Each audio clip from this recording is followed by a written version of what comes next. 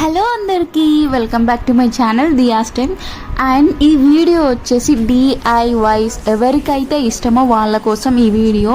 చాలా unique collection. అంటే నార్మల్గా మనమే ప్రిపేర్ చేసుకొని మనమే డిఐవైస్ చేసి మనమే వేసుకుంటే అసలు మ్యాచింగ్ వేసుకుంటే ఎంత కిక్ ఉంటుంది చెప్పండి. అసలు ఎంత బాగుంటుందంటే నార్మల్గా ఎవరైనా కూడా వాటి బ్యాంగిల్స్ అని ఇలా ప్రిపేర్ చేసుకోవచ్చు. సో అంత బాగుంటాయి అన్నమాట.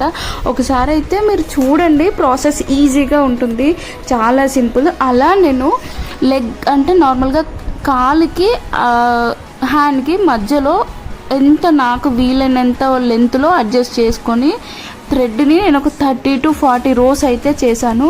దానిని కట్ చేశాక ఇలా గమ్ పెట్టేసి బ్యాంగిల్ చుట్టూ తిప్పేస్తున్నాను. సో కంప్లీట్గా తిప్పేసేయాలి. అది ఎంతవరకు వస్తే అంతవరకు తిప్పేసి గమ్తో అక్కడైతే పేస్ట్ చేసేయాలి. నేను ఫెవిక్రైల్ వాడుతున్నాను, గమ్ నార్మల్గా అందరూ అదే వాడతారు. సో అలా పేస్ట్ చేసేసి మొత్తంగా బ్యాంగిల్ చుట్టూరా ఆ థ్రెడ్స్తో బ్యాంగిల్ని కవర్ చేసేలా థ్రెడ్ చేయాలి. అలా చేశాక దానికి అంటే టైట్గా వచ్చేలా చూసుకోవాలి. లూజ్గా ఉంటే మాత్రం అంత పెద్ద లుక్ ఏం రాదు, చాలా టైట్గా చేయాలి. అలా చేసి దానికి మనకి నచ్చిన డిజైన్ కూడా డిజైన్ చేసుకోవచ్చు.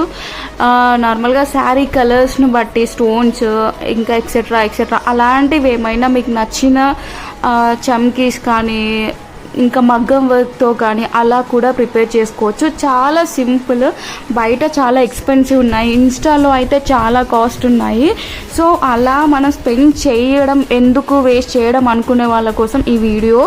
చాలా సింపుల్గా ప్రిపేర్ చేసుకోవచ్చు, చాలా ఈజీ. చూస్తే అంటే చాలా వరకు చూస్తే ఎలా చేస్తారో ఏంటో అనే ఒక భయం ఉంటుంది కదా. సో అది పక్కన పెట్టేసి ఒకసారి అయితే ట్రై చేయండి, చాలా ఈజీగా వస్తుంది. సో నేను థ్రెడ్ చుట్టడం అయితే ఆల్మోస్ట్ కంప్లీట్ అయిపోయింది. ఇప్పుడైతే కొంచెం ఇంకా నాకు థ్రెడ్ ఏం సరిపోలేదు. అక్కడ హాఫ్ ఆఫ్ ద బ్యాంగిల్ నేను చుట్టేశాను, ఇంకొక హాఫ్ ఆఫ్ ద బ్యాంగిల్ ఉంది.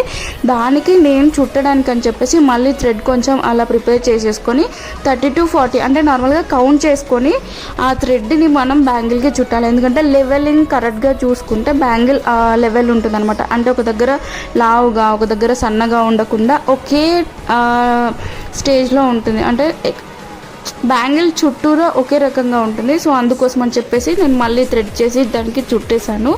సో ఇక్కడ నాకు పింక్ శారీ కాబట్టి ఆ శారీకి గ్రీన్ అండ్ వైట్ కలర్లో బార్డర్ వచ్చింది. దానికి తగ్గట్టుగా నేను గ్రీన్ అండ్ వైట్ స్టోన్స్తో స్క్వేర్ షేప్ స్టోన్స్ అండ్ ఇంకా ఎగ్ షేప్ ఉంటుంది కదా, ఎగ్ కూడా కాదు, అది కొంచెం అది రైస్ షేప్లో ఉన్న స్టోన్స్, ఆ స్టోన్స్ పేస్ట్ చేస్తున్నాను. బికాజ్ నాకు శారీకి మ్యాచ్ అయ్యేలా నేను ప్రిపేర్ చేసుకున్నాను. సో అందుకోసం అని చెప్పేసి నేను ఈ స్టోన్స్ని ప్రిఫర్ చేశాను. నార్మల్గా చాలా వరకు అన్ని కలర్స్లో మనం తయారు చేసుకోవచ్చు, చాలా ఈజీ అనమాట.